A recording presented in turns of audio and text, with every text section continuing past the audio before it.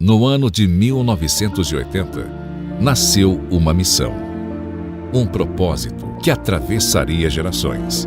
Os Gideões missionários da última hora surgiram com um objetivo claro: unir o Brasil para evangelizar o mundo, levar a mensagem de Jesus Cristo, salvar vidas e levar esperança a lugares esquecidos pela humanidade. Ao longo dos anos, esse trabalho tem alcançado regiões extremas, lugares de difícil acesso, onde muitas vezes só se chega a pé por rios, trilhas ou caminhos na selva. São comunidades no sertão, aldeias, tribos indígenas e regiões isoladas, onde o evangelho ainda precisa chegar. Em muitos projetos, os Gideões constroem igrejas e também escolas, porque acreditam que o futuro começa na infância. Crianças que antes não tinham acesso ao ensino, hoje aprendem a ler, a escrever e, principalmente, a conhecer o caminho da verdade. Projetos que existem há anos e que já transformaram não apenas crianças, mas famílias inteiras. Hoje, mais de 1000 famílias missionárias estão espalhadas pelo mundo e sendo mantidas pelos fiéis contribuintes dos Gideões para levar a palavra de Deus adiante. Homens e mulheres que deixaram tudo para viver um chamado.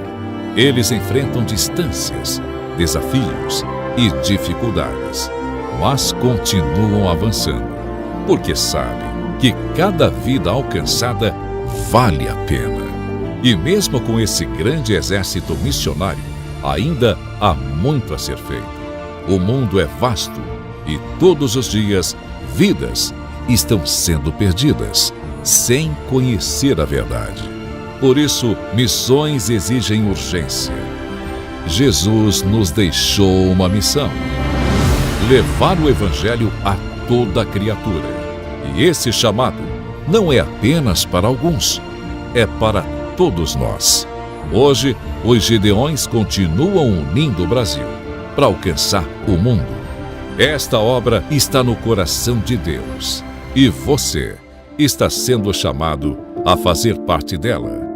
Vamos unir nossas forças, vamos avançar, porque no fim não há nada maior nesta vida do que cumprir a vontade de Deus. Missões exigem urgência e missões se fazem agora ou nunca mais. Gideões missionários da última hora, unindo o Brasil para evangelizar o mundo.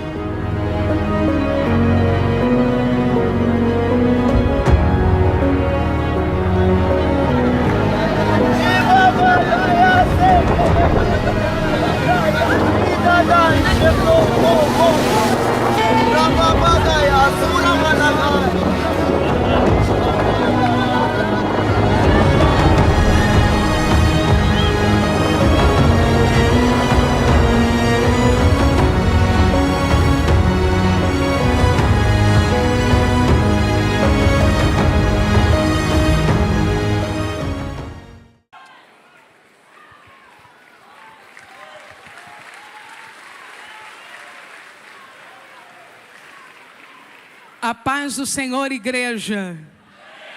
Ao amado da nossa alma seja honra, glória, louvor, sabedoria. É por causa de Jesus que nós estamos aqui.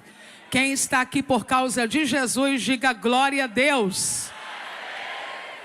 Já que vocês estão de pé, nós vamos ler o texto sagrado de pé.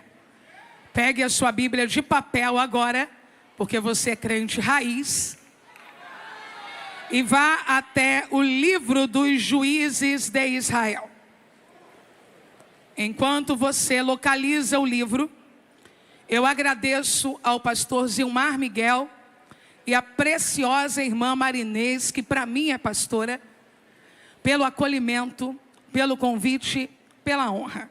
Quero quebrar o protocolo, que já não tenho muito na vida, para dizer para o senhor e à pastora que vocês são bonitinhos demais. É uma lindeza. a gente olha e já fica feliz. Nessa crise de simpatia que existe no mundo, os senhores são colírio para os nossos olhos. Que Deus continue guardando a vida e a casa dos senhores. Pastor Adriano, com sua santa esposa, eu quero agradecer a Deus pela sua vida e experiência no campo missionário. Por cada missionário que está aqui, eu através do Senhor os faço também cumprimentado. E já dei o meu sim para o Natal missionário, né?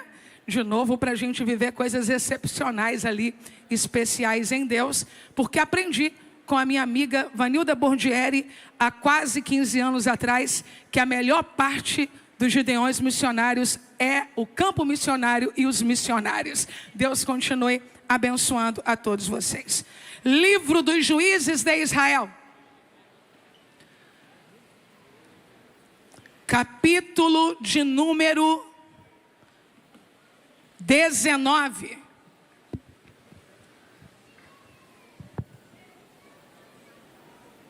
Honradíssima com a presença dos ministros de Deus aqui esta noite, inclusive de tantos que já pregaram e permanecem aqui.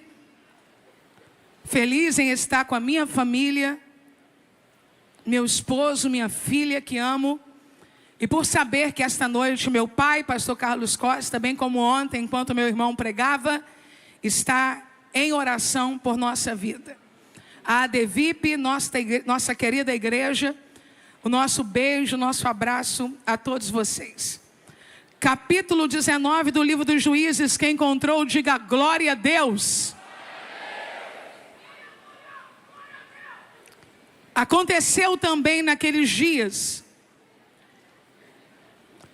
em que não havia rei em Israel, que houve um homem levita, que peregrinando aos lados da montanha de Efraim, tomou para si uma mulher concubina de Belém de Judá. O último versículo do capítulo, versículo de número 30. E sucedeu que cada um que tal via dizia: nunca tal se fez, nem se viu, desde o dia em que os filhos de Israel subiram da terra do Egito até o dia de hoje. Ponderai isto no coração, considerai e falai. Eu digo e vocês repetem, combinado? Combinado? Ponderai, considerai e falai. Uma vez mais, ponderai, considerai e falai. Enquanto o homem de Deus, pastor Eliel, apresentava a minha vida ao eterno, eu recebi de Deus um revestimento especial. E quero tão somente agora dar graças a Deus pela palavra que acabou de ser lida. Pai, te louvo porque a tua palavra permanece no céu e é revelada à tua igreja pelas escrituras. Te dou graça porque sei que por ela o teu nome será glorificado. Oramos em o nome de Jesus. Amém. Você pode sentar dizendo glória a Deus.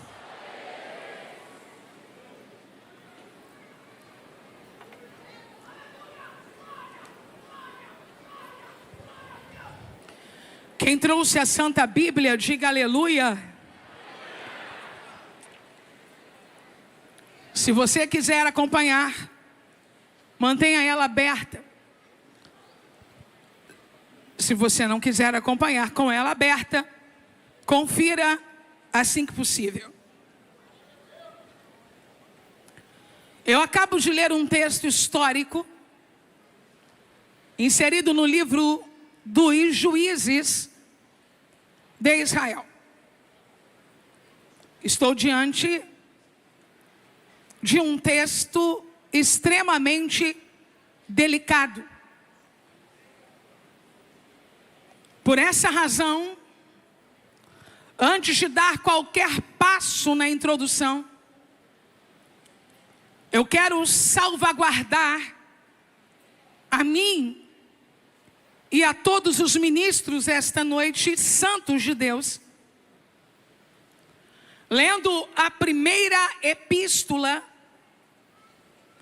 universal do apóstolo Pedro, no capítulo de número 2, no versículo de número 9, que diz assim: vós, porém, sois raça eleita, sacerdócio real, nação santa, povo de propriedade exclusiva de Deus, a fim de proclamardes as virtudes daquele que vos chamou das trevas para a sua maravilhosa luz. Então, todos nós que estamos aqui somos sacerdócio real, e estamos inseridos no que conhecemos e chamamos na teologia de sacerdócio universal dos crentes. No 3 nós vamos dizer juntos: eu sou sacerdócio real. Aliás, nós somos sacerdócio real. Vamos lá? 1, 2, 3. Nós somos.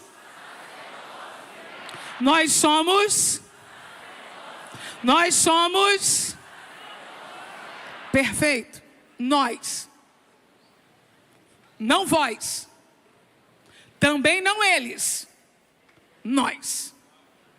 E agora, começo a entregar a mensagem que Deus me deu para esta noite. Estamos diante de um dos capítulos mais dramáticos de toda a Bíblia. Aquele capítulo cujo tipo de atrocidade e declínio moral entre o povo faz a gente colocar a mão na boca. Sansão, o último juiz de Israel, morreu. E isso parece ser o último evento cronológico do livro dos Juízes. O último evento cronológico do livro dos Juízes é a morte de Sansão. Mas ainda existem, após esta morte, 4 outros capítulos, antes de Juízes terminar. Os anteriores oferecem uma panorâmica da situação de Israel. Ao dizer sempre assim, vê se vocês já encontraram isso em Juízes: e fez o povo o que era mal aos olhos do Senhor. Quem já leu isso? Perfeito. Quem não leu precisa começar a ler o Antigo Testamento com urgência. Entretanto, os 4 últimos capítulos oferecem uma visão detalhada da vida de Israel naquele tempo, e são uma apêndice do livro.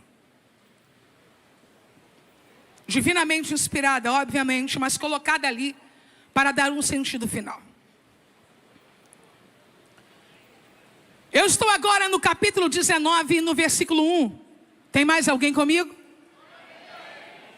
E então o texto diz assim: aconteceu também naqueles dias. Aconteceu também naqueles dias. Aconteceu naqueles dias. Tem uma palavra aí que precisa ganhar força esta noite, tá bom? Aconteceu naqueles dias. Ó, já descobrimos a palavra, não é? Então, aconteceu naqueles dias. Também é. Do mesmo modo, da mesma forma, igualmente e além disso. Então, primeiro a gente tem que saber o que aconteceu antes, para que a gente compreenda por que esse também está aqui.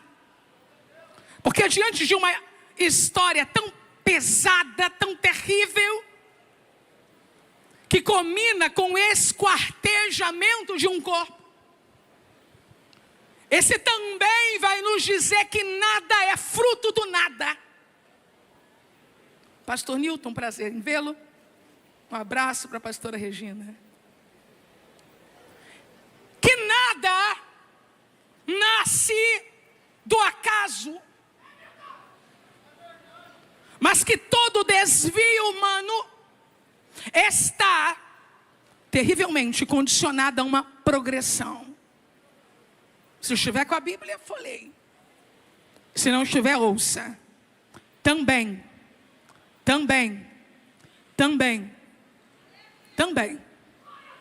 Capítulo 1 do livro dos Juízes.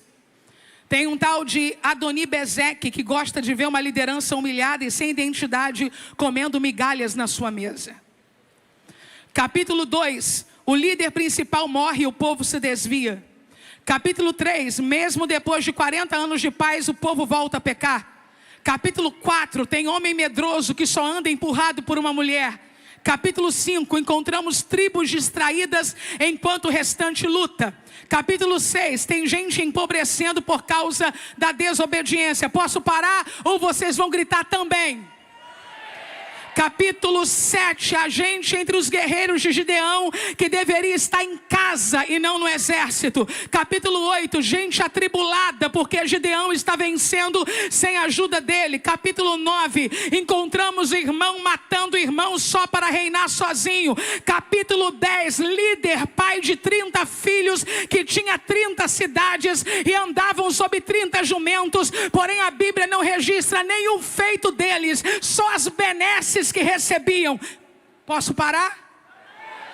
Capítulo 11, encontramos um homem disposto a sacrificar o que tem em casa só para sair vencedor numa batalha do lado de fora. Capítulo 12, a tribo famosinha que quando vem alguém novo se levantando manda recadinho: vou te queimar. Capítulo 13, eu devo parar? Deus empurrando gente escolhida que tem poder, mas não quer se mover do lugar. Capítulo 14, tem israelita casando com filisteia. Capítulo 15, tem alguém queimando a seara de alguém só por vingança pessoal. Capítulo 16, tem ungido deitado na cama de Dalila e acreditando que pode matar filisteu. Capítulo 17, tem levita sem destino que fica onde encontrar comodidade. Capítulo de número 18, tem gente trocando o nome da cidade só para ganhar notoriedade. E então também, ou nós nos levantamos agora para quebrar o ciclo de apostasia, ou nós nos levantamos agora para quebrar o ciclo de maldade nessa nação. Ou nós nos levantamos agora para quebrar o ciclo de abusos na nossa família. Ou nós nos levantamos agora para quebrar maldições em territórios consagrados a demônios. Ou esse também não vai parar jamais. Eu tenho uma palavra esta noite, eu vou entregar. Deus está levantando um exército que vai parar no capítulo de número 18 e vai dizer: nunca mais, nunca mais, nunca mais. Eu quero esta noite te provocar a jogar esse também no chão e pisar e levantar a tua voz e gritar: nunca mais.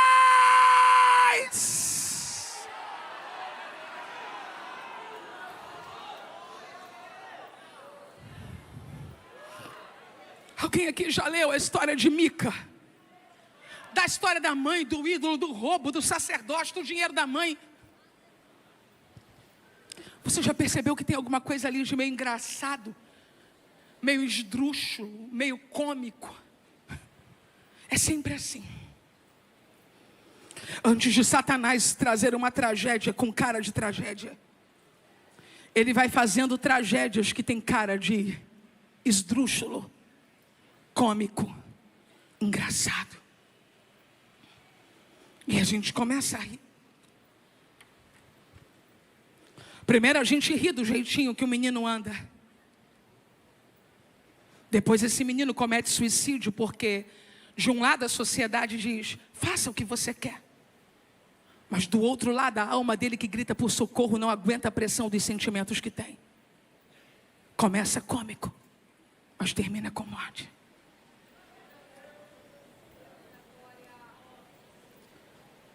Eu confesso meu pecado. Quantas vezes eu ouvi coisas tão esdrúxulas que eu gargalhei. Aconteceu isso, isso, isso. É tão inacreditável, é tão esdrúxulo. A roda da mesa com meu marido, com meu irmão, gente íntima. vítima fala, não, isso não pode ter acontecido. Não, é mentira, isso é mentira, isso é mentira. E a gente dá um sorriso, é mentira. E o diabo do outro lado está dizendo isso mesmo. Acostume-se com o caos. Sorria no caos, que eu vou trazer um caos maior ainda. Não é engraçado?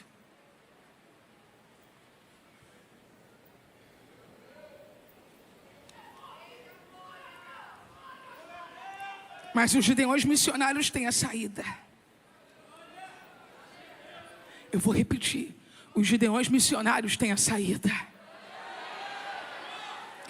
O texto, antes de contar a tragédia, diz a razão principal da tragédia. Naqueles dias em que não havia rei em Israel. Naqueles dias em que não havia rei em Israel. E todos os relatos do livro dos Juízes apontam para uma necessidade imediata. Um Salvador. Um rei. Ei! A igreja tem a resposta. A igreja tem a saída. O mundo vive como se não houvesse reis sobre eles. Mas nós conhecemos aquele que é Rei e Senhor. Se você sabe o nome dele, grita o nome dele, grita o nome dele, grita o nome dele.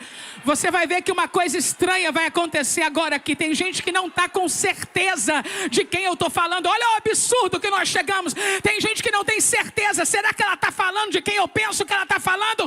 Eu estou falando de Jesus. Jesus, Jesus, Jesus, Jesus, Jesus, Jesus. Os homens.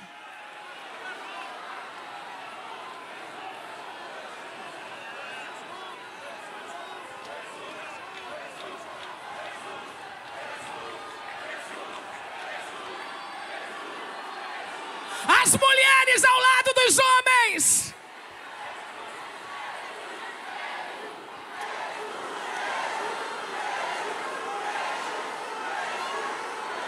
Meu Deus, há quanto tempo a gente não grita assim? Orebarabaxi andarai.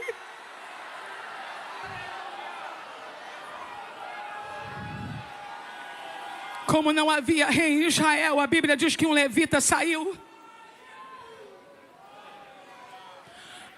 O levita na casa de Mica, ele estava buscando atividades religiosas que o outro promovessem.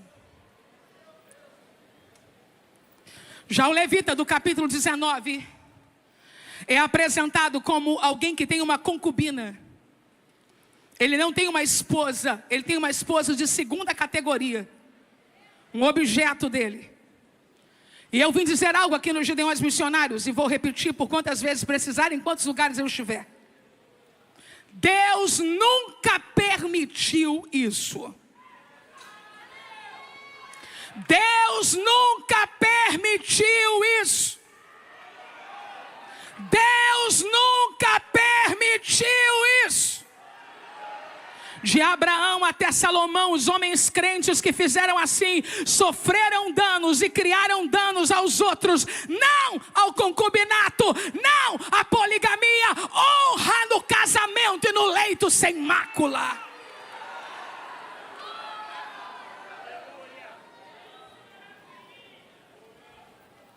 Em dias perturbadores, levitas são chamados ao serviço e à santidade.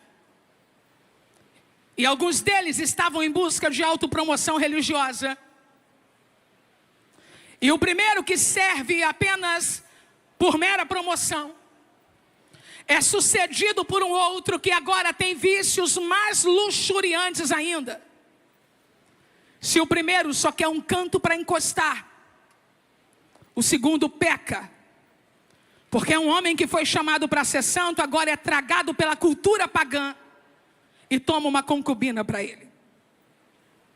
O texto diz, porém, a sua concubina adulterou contra ele. Embora o texto original diga que ela agiu como prostituta, alguns comentaristas judeus acreditam que apenas ela tenha deixado-o, e isso por si só, dentro daquela configuração, tenha se tornado adultério. Mas uma coisa é certa, ela saiu da presença desse homem e ela voltou para a casa de seu pai e passou 4 meses lá. Quem está comigo, diga aleluia. Você sabe onde essa moça nasceu? Sabem? Belém. A menina de Belém é tomada para um casamento no modelo de concubinato por um levita. Sabe-se lá o que sofre na mão desse levita. E ela o abandona, configurando-se adultério. E a única coisa que ela vai fazer que presta nesse momento é voltar para a casa do pai. E eu quero convidar você, moça de Belém, que já apanhou demais pelas escolhas erradas. Volte. Volte. Volte. E quero falar com você, moço de Belém. Volte. Volte. Volte para a casa do teu pai. Passado 4 meses, o seu marido se levantou e foi até ela. E o desenvolvimento da história vai deixar muito claro que isso não era uma questão de ternura nem de amor. Esse homem se levanta para buscar uma propriedade. O que ele vai buscar? O que ele vai buscar? Por razão de status ou por busca de prazer não santificado. Eu vou repetir. Por status, eu quero a minha propriedade de volta, é minha mulher, eu vou lá. Ou porque quer prazer não santificado, é minha concubina, eu paguei e eu estou com saudades. Eu escrevi algo aqui gravíssimo, mas eu vou dizer no temor do Senhor. Alguns dizem perdoar, mas não perdoam porque amam. Perdoam porque precisam. Cuidado com pessoas que te dizem volta, volta, volta. Porque pode ser pior do que da primeira vez. Vendo o pai da moça, e o levita chegou. Se alegrou ao se encontrar com ele. A partir desse ponto, se você já leu o texto em casa, você vai ver que ele mergulha numa gentileza excessiva. O pai da menina, uma gentileza excessiva. Fica, não vai, fica. Isso não tem nenhuma relação com a bênção da hospedagem, não. Isso é um certo desespero que ele tem de fazer com que a filha e ele mesmo fuja dos castigos que a família pode receber pelo adultério dela. Bajular alguém de caráter duvidoso. Um sacerdote, um levita chamado para ser santo, mas que vive tomando concubinas para si. Só pode indicar uma coisa: prejuízo adiado. Porque quem bajula para não ter prejuízo está adiando a chegada de um prejuízo maior ainda. Pare de bajular levitas que abriram mão da santidade, ainda que para isso você precise assumir as consequências dos seus próprios erros ou abrir mão de alguma vantagem. Compassas encobrem, irmãos nos conduzem de volta ao altar dizendo: ainda tem jeito, ainda tem chance.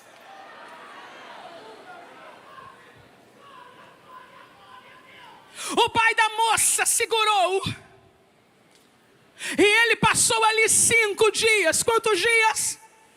Quantos dias? E então se levantou para partir.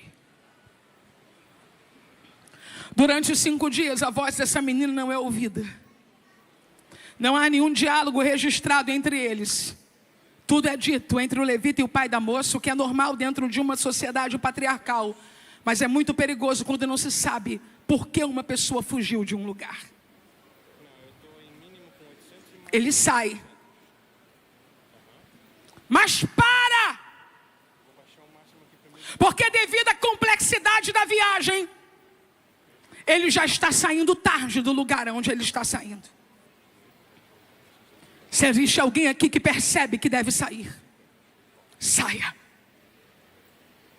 Não espere escurecer para escapar pela sua vida e pela sua alma de lugares onde você já deveria ter se levantado. Eles estão caminhando, e quando o sol começa a baixar, quem está comigo, diga aleluia. O moço que está acompanhando o levita e a moça que está voltando para casa, diz assim para ele: ei, estamos perto de Jebus. Devido ao horário, eu estou parafraseando, devido ao horário, devido à distância, vamos parar aqui. Mas aquele homem diz: não.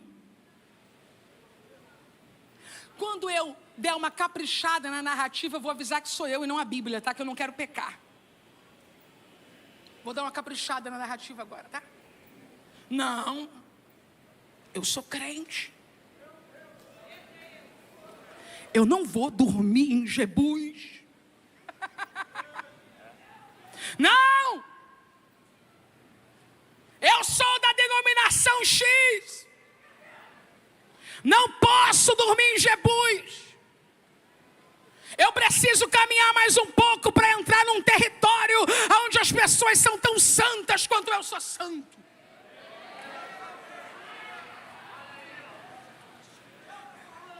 Eu estava debruçada lendo o texto.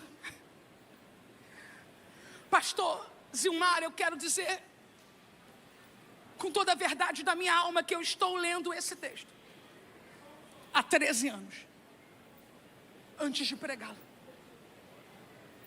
13 anos. E eu fiquei imaginando o mundo espiritual em Jebus.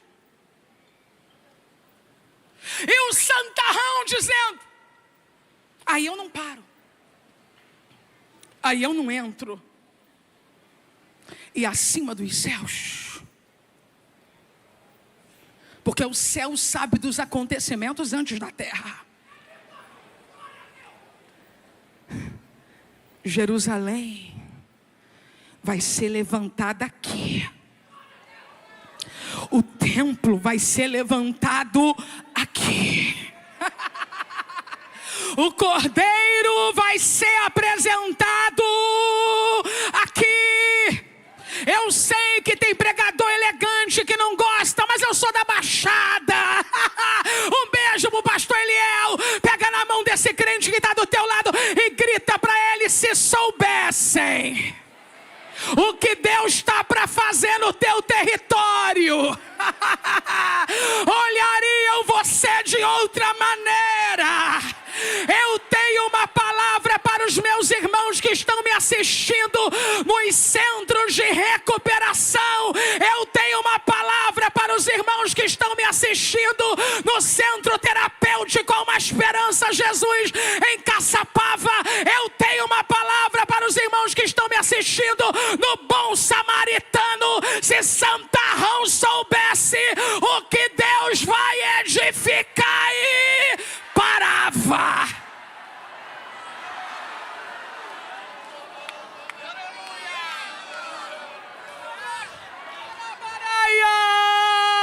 Eu tenho uma palavra de fé para a mãe dos penitenciários. Eu tenho uma palavra de fé para as esposas dos irmãos penitenciários. Alguém vai parar onde nunca parou para abraçar quem nunca abraçou, quando descobrir o que Deus vai fazer na terra dos jebuseus.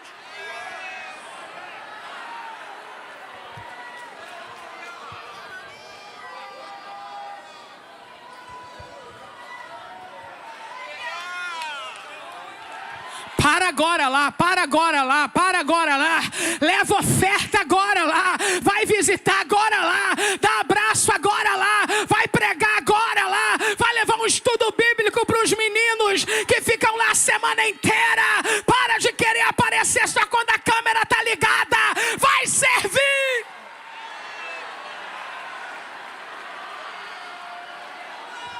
Eu estou cheia do poder do Espírito Santo para entregar essa mensagem, e eu vou entregá-la.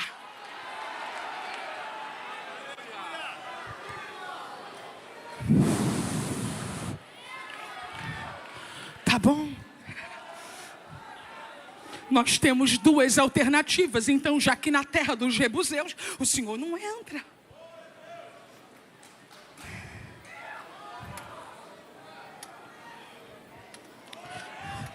Ô Gibeá, ô Ramá,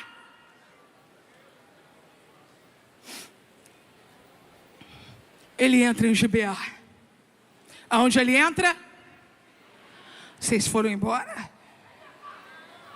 Vocês ficam tranquilinhos que eu vou entregar a mensagem inteira, hein? Olha para cá.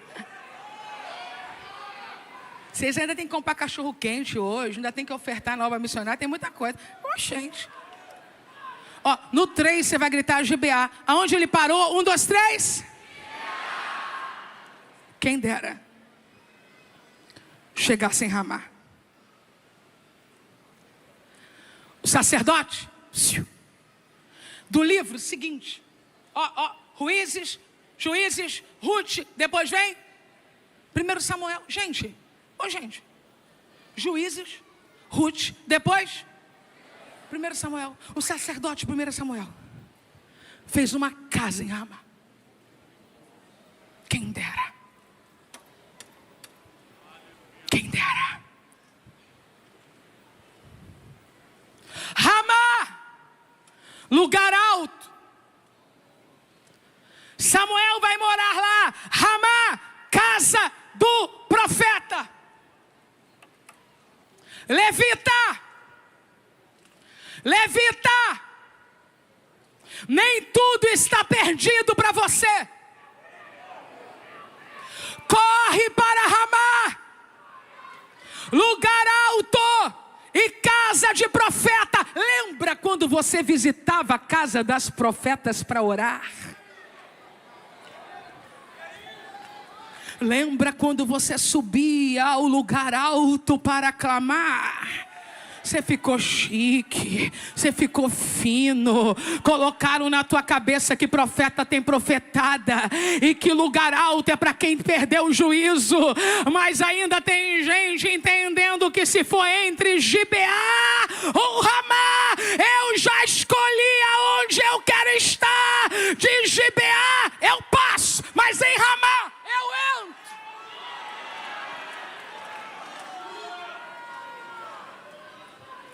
Ele entrou, sentou, e ninguém deu bola para ele. O pessoal que não era de Jebuseus, que era de Gibeá, que ele pensava que eram irmãos dele, não deram a mínima para ele. Aquele homem está sozinho numa praça. Quando um velho passa, está fazendo o que aí? Aí ele começa a se exibir.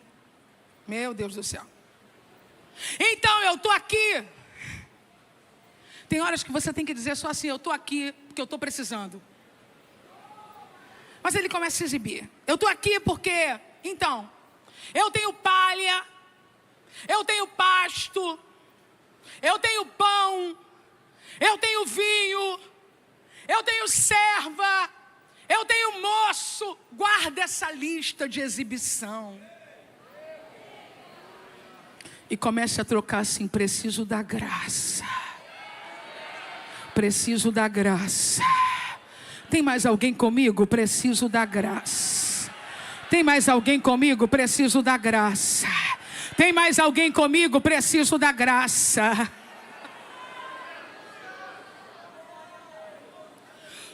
O idoso, o senhor entende e diz: tá, vem, vamos lá para casa que eu vou te guardar. Não é bom ficar aqui. E ele entra.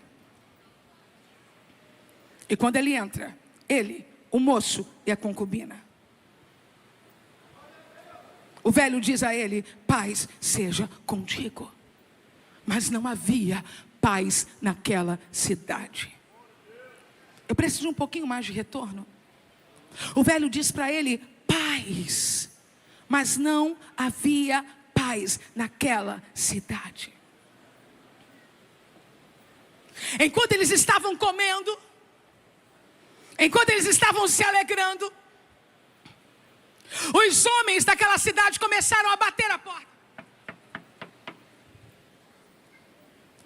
Dá-nos esse homem.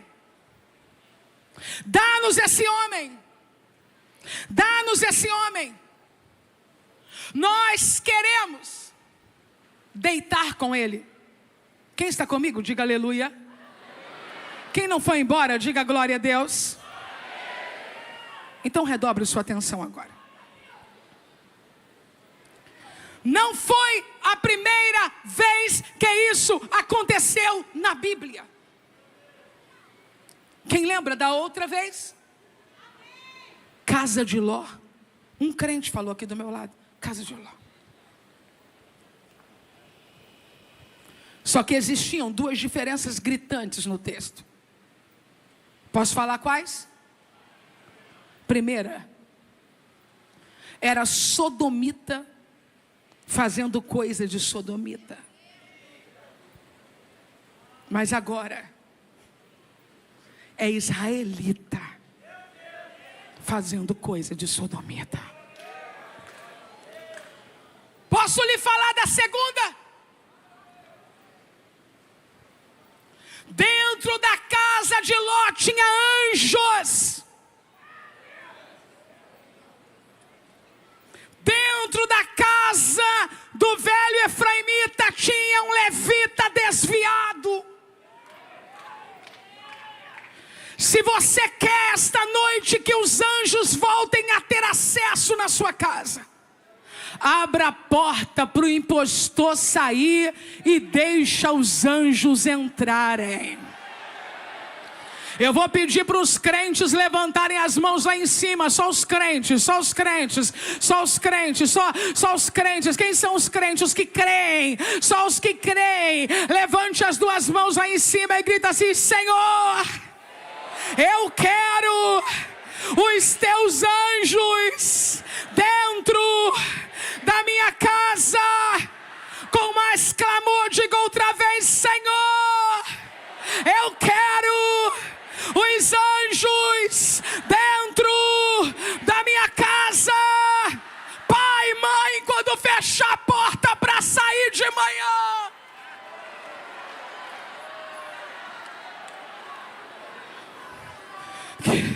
aquele adolescente, aquela criança vai ficar com A, com B, mas você vai dizer assim: Deus, eu quero os teus anjos na minha casa. Eu não estou falando de gente que deixa filho para passear. Estou dizendo para gente que se não sair, criança não come. Deus, põe teu anjo na minha casa.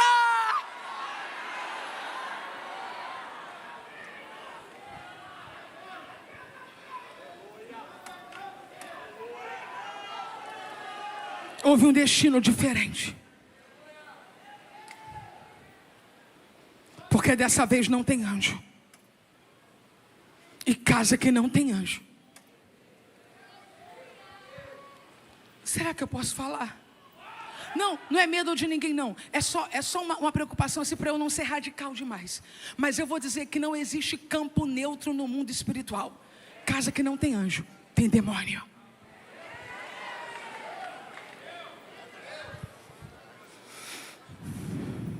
O velhinho diz: ei, meus irmãos.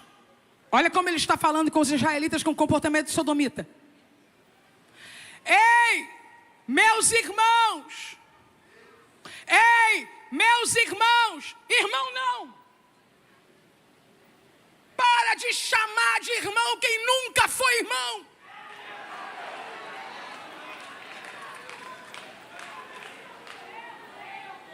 Quero ser claríssima que sodomita não é um sinônimo para homossexualidade, não.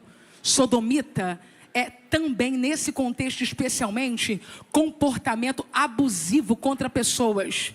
Não depende de ser ou não heterossexual para ser abusivo contra as pessoas. E se você conhece gente abusiva contra pessoas, pare de chamar de irmão para manter protocolo. Não é irmão!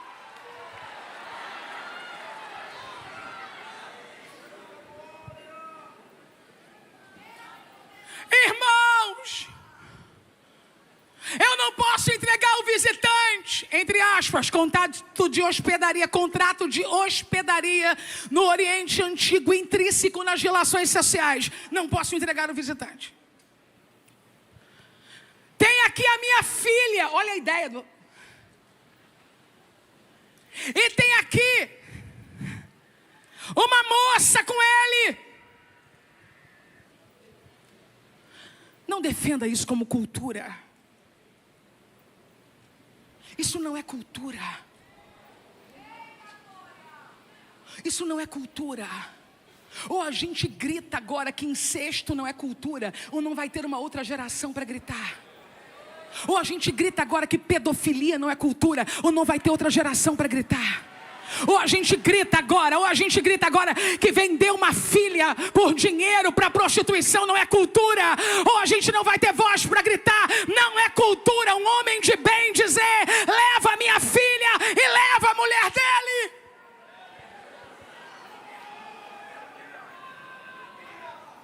A igreja precisa trabalhar na anticultura mundanista.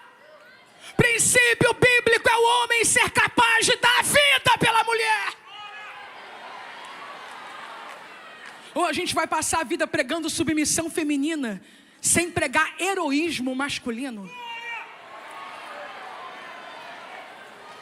Olhe para mim. Olhe para mim.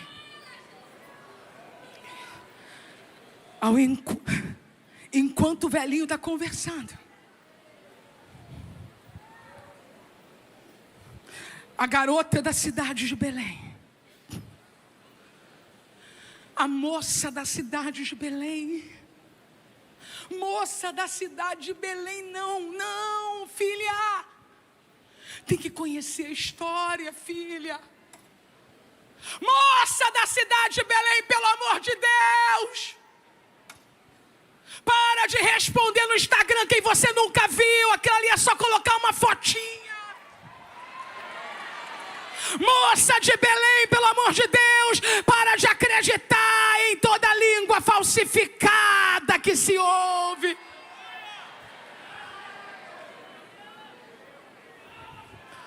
Eu imagino e quero convidar cada mulher que está aqui e os homens que têm temor ao eterno para imaginar como o coração dessa menina, filha desse homem e dessa moça, ficou quando o nome delas foi mencionado.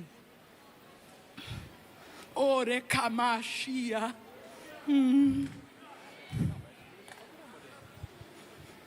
Mas sem que desse tempo dela dizer nada, eu vou ler o que a Bíblia diz.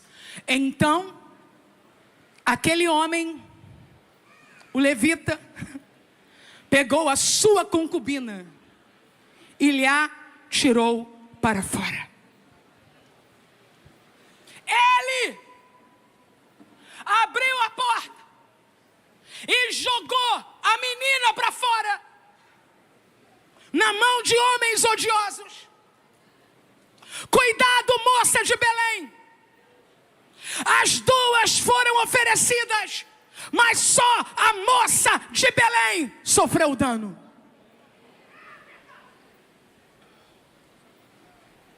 Houveram gritos, barulho, porque haviam muitas pessoas envolvidas nesse massacre. O choro da mulher. Eu sei que eu serei criticada, não tem problema nenhum. Sábado, já quase noite, 19h04, tinha que estar virando tudo. Então vire a cadeira você e coloque para cima, porque eu tenho uma palavra e vou entregar.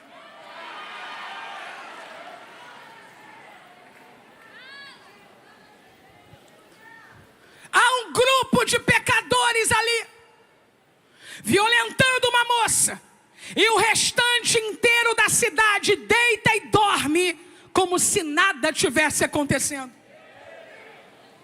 Eles toleravam uma classe terrível de pecadores como se não pudessem fazer nada.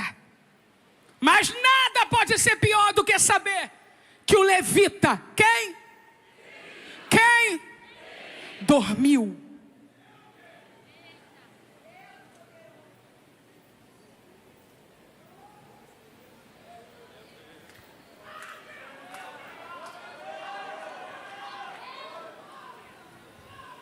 Violência contra a mulher existe. E nós sabemos. Pedofilia existe e nós sabemos. Machão que prega e soca a mulher em casa existe e nós sabemos. Pai que aterroriza filho em nome da fé, arrancando página da Bíblia, amassando e colocando na boca da criança, existe e nós sabemos. Se não for no nosso alcance, podemos orar e chorar, mas se for no nosso alcance, joga o travesseiro da conivência no lixo, levante-se e faça alguma coisa.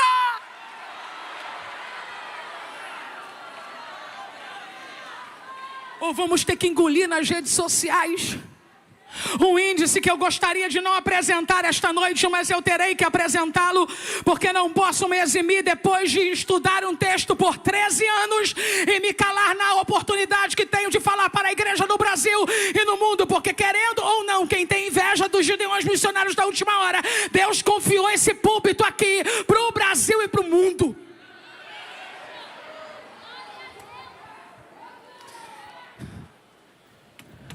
Segundo o levantamento feito pela organização Safernet e enviado ao Ministério Público Federal, 1 milhão de brasileiros participam de grupos com pornografia infantil. 1 milhão de brasileiros. Com todo respeito, se alguém tem dúvidas, eu não tenho e já peço perdão.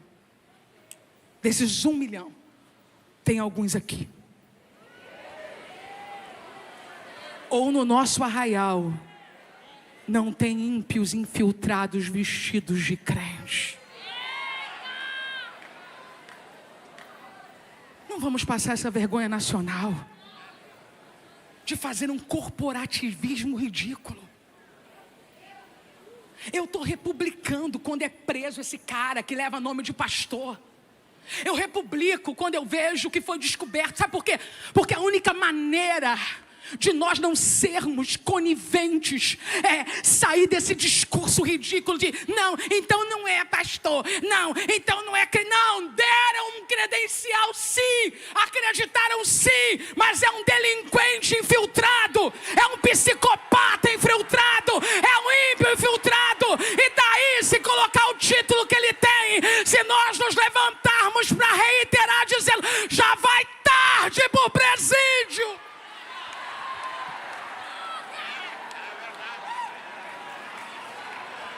Eu estou contando com os pais aqui para orarem. Eu estou contando com os pais, com os avós. Oh, só corta o coração quando é na nossa casa.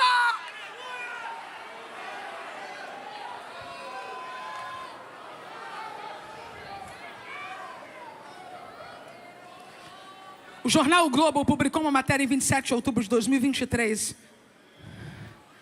com um dado terrível. 440 mil menores podem, eu disse podem, tá? Antes de querer me processar sem causa, processa pelo que tiver causa. 440 mil menores podem ter sido vítimas de abusos sexuais na igreja católica, diz o relatório. Na Espanha. 440 mil. Eu quero crer que nenhum católico de bem fica feliz com um índice desse. É verdade? Ninguém. Meu avô foi católico uma vida inteira antes de se converter, antes de fazer uma declaração de fé diferenciada. Mas a vida inteira eu convivi com um homem que frequentava a missa. E um homem de bem. Então eu acredito que qualquer católico de bem fica chateado com isso aqui. Cantora Mara Lima foi apresentada esta noite não só como cantora, mas também como alguém que está trabalhando na Secretaria de Proteção à Mulher. É isso mesmo, Preciosa? Pois bem, eu fui pesquisar os índices no Brasil relativos à igreja evangélica, ok? Porque se apareceu 440 mil na Espanha, eu que não tenho nada a me preocupar com isso, quero saber dos índices, porque nós, mães e pais, queremos saber dos índices, nós queremos ajudar, queremos proteger, queremos atuar. Ou por orgulho, vamos fingir que não tem. Que nossas crianças não sofrem, não são vítimas, não passam por isso, que não se infiltram pessoas malignas entre nós. Quando eu fui pesquisar, não achei. Mas alguém retratou dizendo, é muito difícil levantar esse índice. É. Ai, que vergonha que eu estou sentindo, mas eu vou dizer. A maior parte das pessoas que são vítimas em igrejas evangélicas de violência doméstica ou de violência sexual, elas são orientadas a não denunciar o culpado, para evitar. O que eu estou dizendo aqui é um saber empírico. Como não há pesquisa, não há o dado, isso é um saber empírico. Mas é um saber empírico porque eu tenho 47 anos de idade e nasci num lar cristão. E me lembro perfeitamente de pessoas que diziam sobre alguém: pelo amor de Deus, não fala, para não escandalizar. Empírico, não tenho dados. Olho roxo. Ora para Jesus salvar. Tem como me colocar aqui? Para de orar por ele hoje. Deus me trouxe aqui para usar os minutos que pregadores no Brasil gostariam de usar para salvar a tua vida da morte. Para de orar por ele hoje e comece a orar por você a partir de agora. Você precisa ter coragem para sair e fazer a denúncia em uma delegacia de apoio à mulher ou qualquer outra. Você precisa, com urgência, ligar para alguém de confiança e buscar um lugar seguro. Por último, não acredite no pedido de desculpas, porque quem agride mata. Saia daí!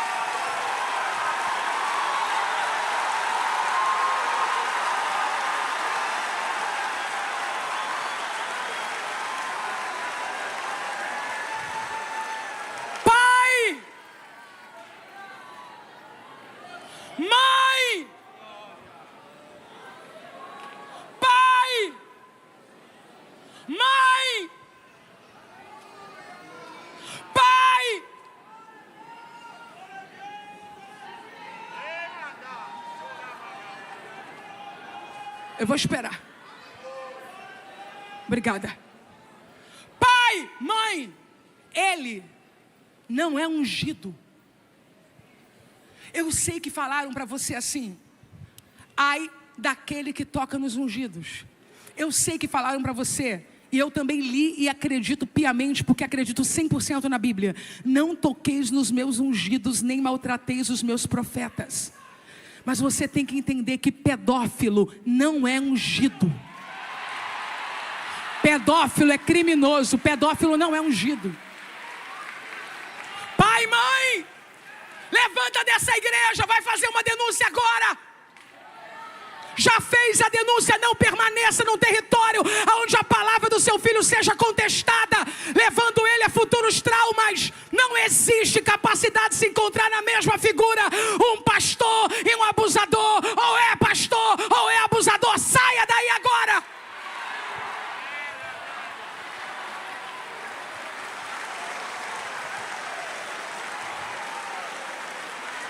Eu vou fazer um pedido em nome de milhares de mulheres. Milhares. Eu entendo perfeitamente. Quando um homem sofre uma queda, que ele seja cuidado, amado e reposicionado. Eu entendo. Eu sou filho de pastor. Meu pai é um homem que passou na fila da misericórdia várias vezes, sabe? Então eu entendo que um homem que caiu no pecado de adultério seja trazido, amado, restaurado. Eu entendo que uma mulher que caiu no pecado de adultério seja trazida, amada, restaurada, que esse casal seja restaurado. Eu entendo. Sendo muito franca, embora eu não concorde, eu também entendo que se reposicione um pastor depois de um caso de divórcio. Eu não concordo, mas eu entendo a visão de quem faz. Não é problema meu, mas eu tenho um pedido. Os crimes de pedofilia que aconteceram na Igreja Católica, cujos católicos obviamente se envergonham. Ninguém quer uma coisa dessa, como nós não queremos, se for uma pessoa de bem, uma pessoa do amor. Não é assim que eles gostam de falar do amor. Sabe o que foi mais agravante? Quando um escândalo estava para surgir, trocavam a paróquia do padre. Eu tenho um pedido em nome de 1 milhão de milhares, perdão, 1 milhão não, estou com outro milhão na cabeça aqui. Milhares de mulheres. Pastores, presidentes de convenções no Brasil e no mundo. Pastores sênior de igrejas neopentecostais. Diretores, superintendentes de igrejas metodistas. Presbitério da igreja presbiteriana. Líderes congregacionais. Não troque um criminoso de paróquia.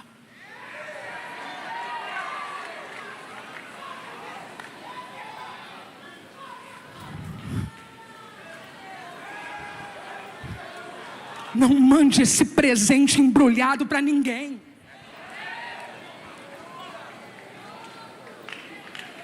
Não troque um criminoso que agride a esposa, os filhos, ou que é um pedófilo de paróquia, para continuar maltratando os filhos e a esposa diante das vistas de outra congregação, ou escondido quando ninguém está vendo. Pelo amor de Deus, nós precisamos levantar um índice positivo nessa nação. Se a igreja evangélica cresce, a pedofilia tem que diminuir, o crime contra a mulher tem que diminuir, a violência contra a mulher tem que diminuir.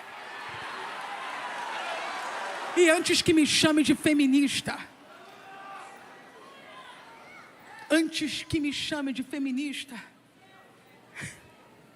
e antes que ache que eu sou candidata a alguma coisa, ou ainda venha me xingando do tipo, foi lá falar de mulher, mas homem também sofre violência. Só os homens, faz assim com o braço. Não se compare, não. Eu não vou pedir para uma irmã magrinha, não vou pedir para uma irmã gordinha, baixinha ou altinha, uma mulher ficar em pé aqui, mas vou dizer para cada homem que há uma diferença sim. Os senhores têm poder de governo, os senhores têm poder de liderança, os senhores têm força bruta nos braços e nas mãos. Não compare a violência contra um homem por questões NY, contra mulheres que estão em apartamentos trancadas, que estão em casas trancadas, que moram fora do país e não falam a língua. Pelo amor de Deus, não é mentindo que a gente vai recuperar a dignidade, é de cabeça erguida.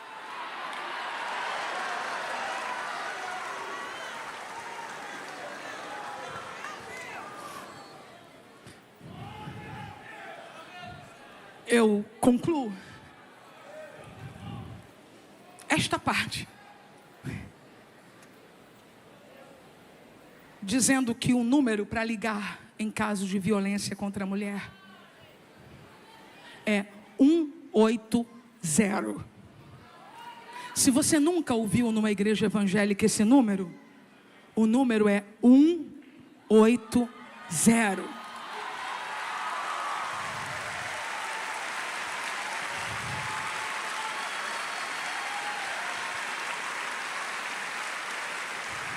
Agora, se você é uma criança, olha para ti aqui. Está assistindo os Gideões, o papai e a mamãe saiu. Você é uma criança, está assistindo os Gideões. Se alguém está fazendo algum mal a você, querendo tocar em alguma parte do seu corpinho, se essa pessoa que mora aí na sua casa fala, se você contar, vou matar seu pai, vou matar sua mãe. Não acredita. Tem um número para você ligar agora. Você sabe mexer no celular. Você vai ligar agora com calma, respira, porque foi Deus que colocou a tia nessa live para te ajudar. Respira. Respira. Estou achando o número aqui. 100. 100. 100. A tia vai dizer de novo. 100. Liga. Liga. Aproveita que você está sozinha agora. Liga. E pede ajuda.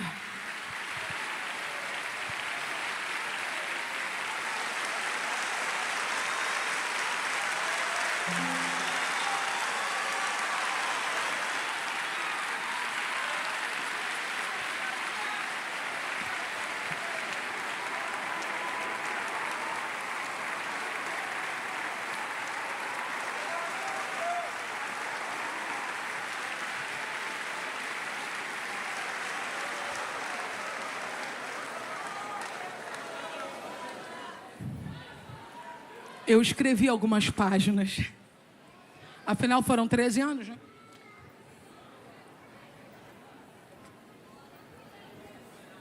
Treze anos estudando o texto. Não a resolução da denúncia, não. Isso aí, este ano, veio ao meu coração e o Espírito me encorajou a fazê-lo. Estou dizendo o estudo do texto. Então, eu escrevi algumas páginas aqui. Mas eu sinto, como uma velha pregadora, né? Porque eu comecei a pregar com 14, estou com 47. Então, esse ano, eu completo agora, quando eu fizer 48, 34 anos pregando. Pregando há 34 anos, eu tenho que ter o termômetro. E eu não preciso usar todas as páginas. Eu preciso entregar. E por isso entreguei o que vim entregar. O irmão do teclado pode me ajudar?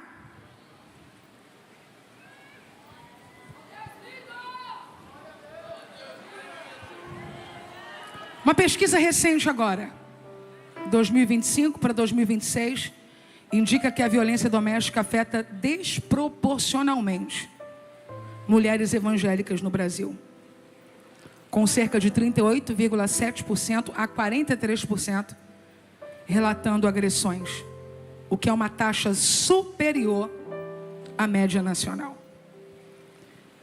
69% dessas mulheres, elas buscam a igreja como um primeiro socorro. E aí?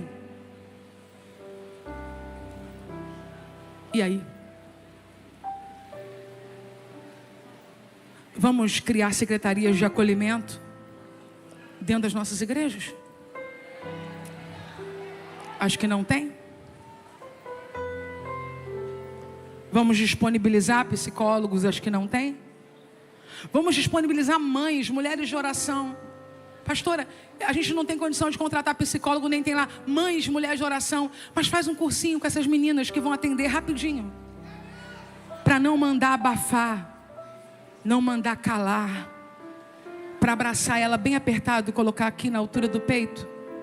E falar para ela, nós acreditamos em você. Vamos treinar as meninas do Ministério Infantil. Que estão na ponta, ali na sala de aula, como estão na ponta os professores do país. Entendem? Essa mulher foi esquartejada. Aquele que não amou, não cuidou, no final cortou em 12 pedaços. Não é porque ele ficou morrendo de pena dela, não. Ele queria vingança. Quem quer justiça, conta a história como ela é. Quem quer vingança, edita a história para se sair bem no final. Na história dele, ele não conta que foi ele quem colocou ela para fora. Até quando pessoas vão sofrer por histórias editadas, mal contadas? Chega. Chega.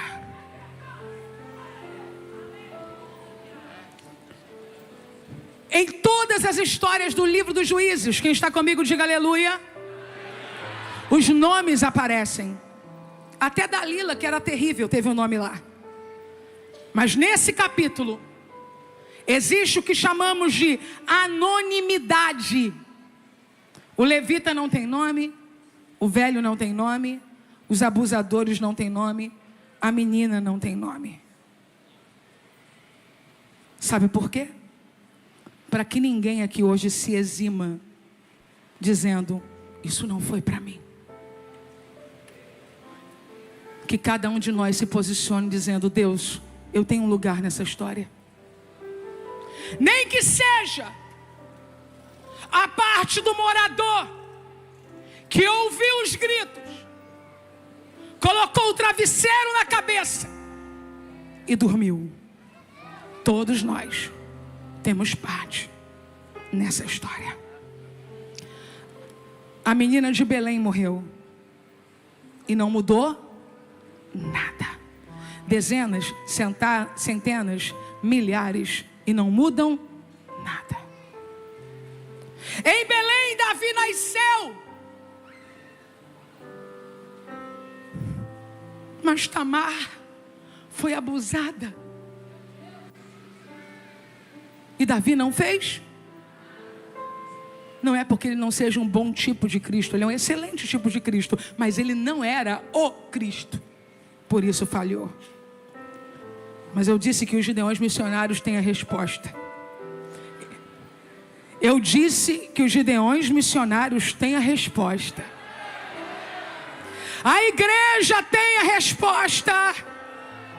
No livro dos Juízes, a menina que nasce em Belém morre e não põe fim à maldade humana. No primeiro livro de Samuel, Davi aparece, mas não coloca fim à maldade humana. Mas a Bíblia diz, agora sim, Belém, Belém, Belém, Belém. Miqueias 5:2, e tu, Belém Efrata, posta que pequena entre os milhares de Judá, de ti me sairá o que será Senhor em Israel, e cujas origens são desde os tempos antigos, desde os dias da eternidade. Portanto, os entregará ao tempo em que aqui está de parto tiver dado a luz. Filha, vem aqui.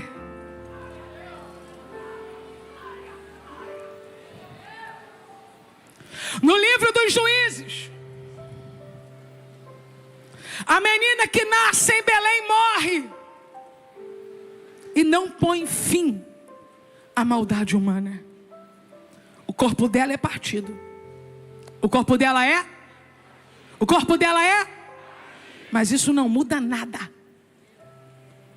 Só acrescenta uma cena de terror. Mas em 1 Coríntios capítulo 11, 24. Aquele que nasceu em Belém, Paulo relembra suas palavras que diz: e tendo dado graças, partiu e disse: tomai, comei, isto é o meu corpo que é partido por vós, fazei isto em memória de mim. Por quê que os gideões missionários têm a resposta? Porque a igreja tem a resposta. Porque a manjedoura está vazia, a cruz está vazia, o sepulcro está vazio, mas o trono não. O Rei dos Reis.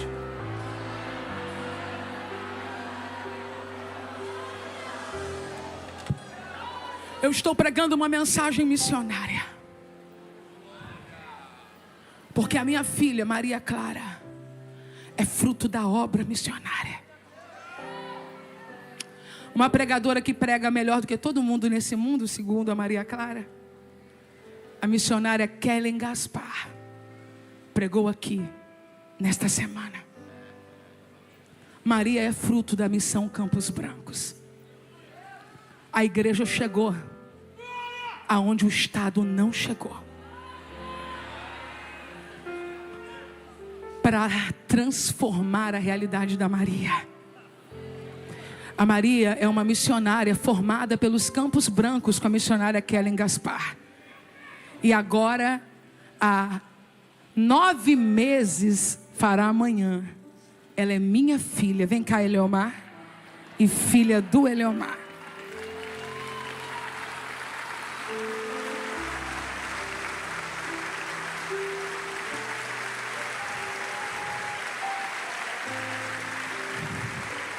E agora eu não tenho nem direito de esquecer da obra missionária. Porque a minha princesa, na hora do almoço, ela ora assim: Senhor, sustenta a mesa dos missionários.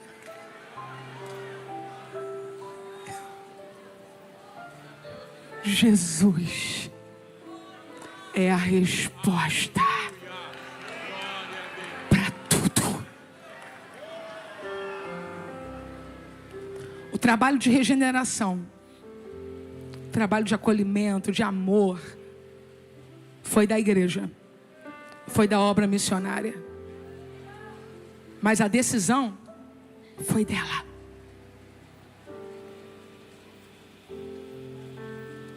É possível.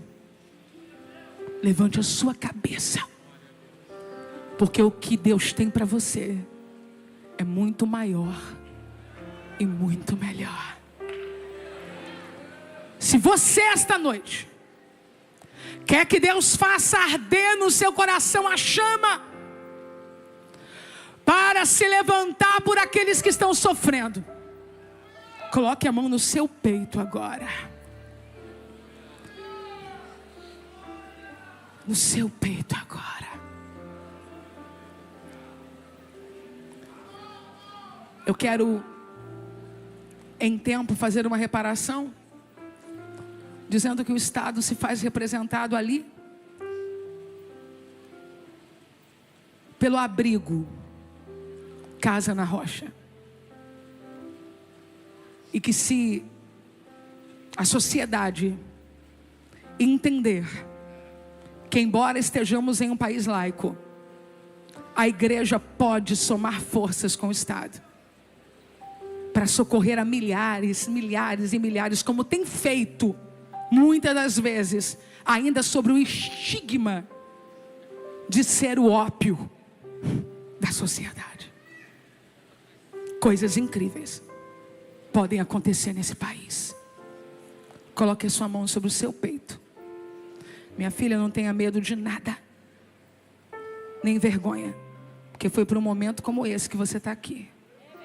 Ore por essas pessoas agora, para que Deus acenda o fogo no peito deles, e cada um de nós saiamos daqui para fazer missões. A mesma chama da missionária Kellen Gaspar, da missionária Cris, dos Campos Brancos, da Casa na Rocha, está no seu peito também. E nós, teus pais, estamos recebendo esse mesmo fogo por intermédio da sua vida. Querido Deus e amado Pai, estamos aqui, Senhor, na Tua presença, Pai. Que palavra gloriosa o Senhor tem falado nesta noite. Agora eu oro, Jesus, por cada pessoa que está aqui, Jesus, e que colocou a mão em seu coração. Eu oro para que o Senhor venha estar derramando, Senhor, sobre a vida deles uma unção, Senhor, e que eles venham amar missões, que eles venham orar por missões, que eles venham ofertar por missões, Pai, que eles venham amar aquilo que o Senhor ama, Deus, missões, Pai, que eles venham amar almas, Senhor, Senhor, coloca um fogo no coração do teu povo, Senhor, e que eles venham se levantar, que eles venham se levantar, Senhor, e venham amar, Senhor, almas, Senhor, que eles venham amar missões, que eles venham amar pessoas, e que eles venham orar, Senhor, por essas pessoas. Não deixa eles esquecerem, Senhor. Não deixa o teu povo esquecer, Pai. Ah, Senhor, coloca uma chama nos nossos corações. E que o nosso coração, Senhor, venha queimar cada vez mais pela Tua presença. Em nome de Jesus, muito obrigada, Senhor. Obrigada, Jesus, por tudo. Em nome de Jesus. Amém. Dê um abraço apertado em alguém, um menino com um menino, uma menina com uma menina, e diga a ele ou a ela: esta é a hora. Avante, Gideões. Família Cavalcante, vem pra cá adorar. Antes sou eu, eita glória, então venham.